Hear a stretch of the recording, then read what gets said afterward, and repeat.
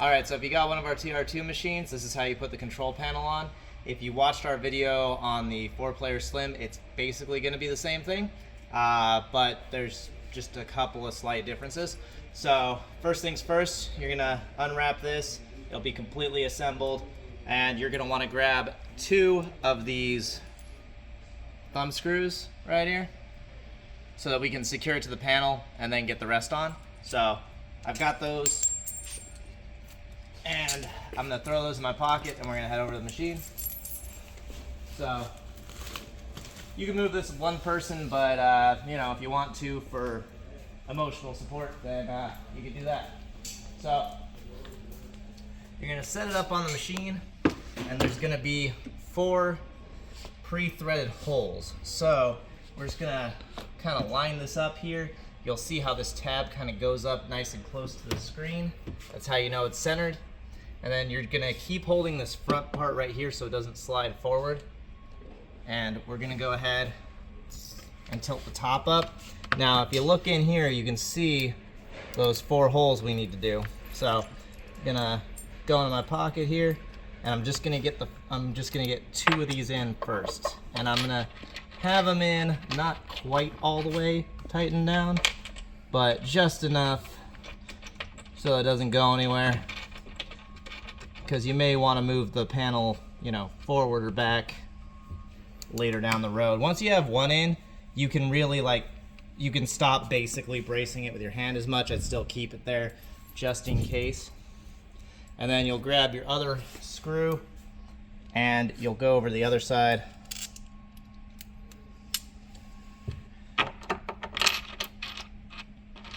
And you will do the same thing.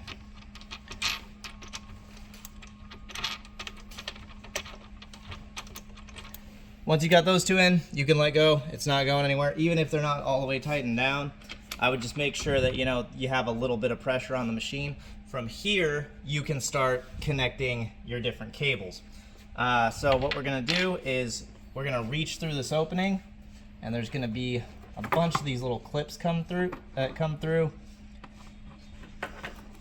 And it's all pretty easy. All these are labeled. So this guy right here is your 1 player. So find the one that says 1 on it.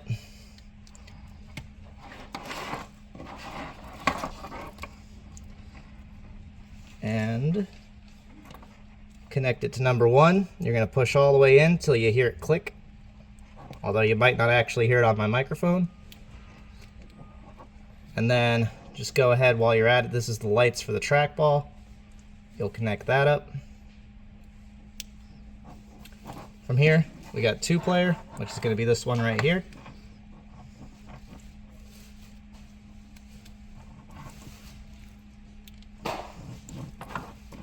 And then you'll go ahead and connect up your trackball cable. And basically all of these only fit in one spot, so it's not super easy to mess it up. And if you have any doubts, you can just look at the front of the panel. The number of people on the button is that number, and then you can hook it up to that cable. So this one's number 4, this one's number 3. So there and there. And again, you're just going to click all these together. So that's 6 total connections, 1 for each player, 1 for the trackball, and 1 for the lights for the trackball. Once you're done with that and everything's connected, you'll have all 4 of these screws in. You can go ahead and you'll have a couple of these Allen keyed bolts, and these are going to go right here.